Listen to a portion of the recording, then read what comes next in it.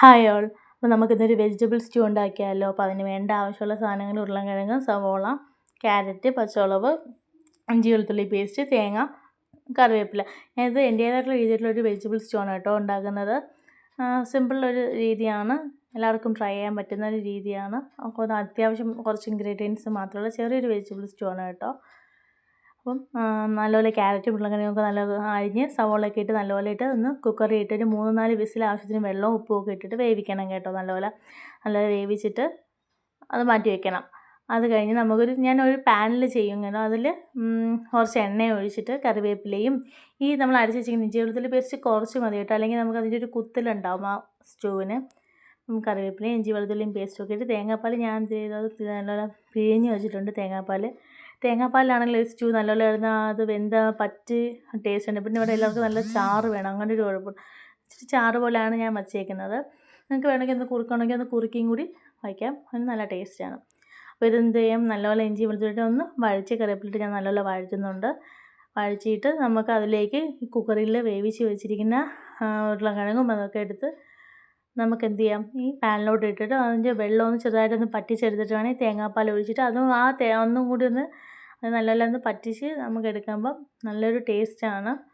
നല്ല ഒരു പാലപ്പത്തിനോടെയും ഇടിയപ്പത്തിനോടെയൊക്കെ പറ്റിയ നല്ല കറിയാണ് കേട്ടോ. ചപ്പാത്തിക്കും എല്ലാത്തിനും എടുക്കാൻ പറ്റിയൊരു വെജിറ്റബിൾ സ്റ്റൂ ആണ് കേട്ടോ ഇത്. അപ്പം ഇതാണ്. പിന്നെ അതിൻ്റെ കൂടെ തന്നെ ഈ ഒഴിക്കുമ്പോൾ ഇച്ചിരി കുരുമുളക് പൊടിയും ഇത്തിരി ഗരം മസാല പൊടിയും കൂടി ഇടുന്നുണ്ട് കേട്ടോ. അപ്പം അതിൻ്റെ ഒരു കുരുമുളകിൻ്റെ തോന വേണ്ട, ഒരു കുറച്ച് മതി. അപ്പോൾ അതിൻ്റെ ഒരു ഫ്ലേവർ എന്ത് ചെയ്യും നമുക്ക് കിട്ടും. ആവശ്യത്തിന് ഉപ്പിട്ട് വേവിച്ചിട്ടുണ്ടെങ്കിൽ ഇനി ഉപ്പിടേണ്ട ആവശ്യമില്ല. എല്ലാവർക്കും ആവശ്യത്തിനുള്ള ഉപ്പ് എത്രയാണോ അത്ര ഇടാം. അതിട്ട് വേവിക്കുമ്പം ഉരുളക്കിഴങ്ങിലും കൂടി പിടിക്കുമല്ലോ. അപ്പം അതിൽ വെള്ളം വേറെ ഒഴിക്കൊന്നും വേണ്ട, വേവിക്കാനുള്ള കുറച്ച് വെള്ളം മാത്രം ഒഴിച്ചാൽ മതി. അത് നല്ലപോലെ വെന്ത് കിട്ടിയതാണല്ലോ. വെന്തിട്ടിട്ട് വെള്ളം ഒന്ന് പറ്റിച്ച് ഹൈ ഫ്ലെയിമിൽ തന്നെ വെള്ളം പറ്റിച്ചെടുക്കാം.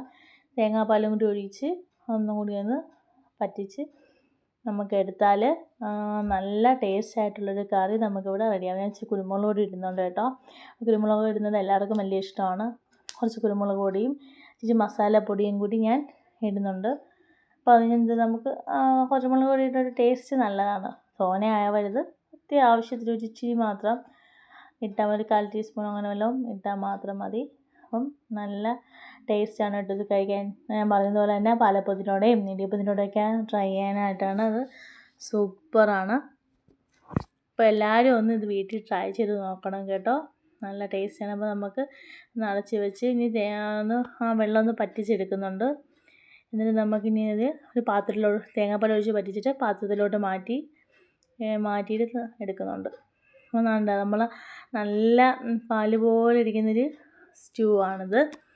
അപ്പം ഞങ്ങൾ ഇന്നിവിടെ ഇതിന് ട്രൈ ചെയ്യാൻ പോണത് അപ്പത്തിനോടാണ് കേട്ടോ. പാലപ്പം ഉണ്ടായിരുന്നു, അപ്പം പാലപ്പവും സ്റ്റൂവും കൂടിയാണ് ട്രൈ ചെയ്യാൻ പോണത്.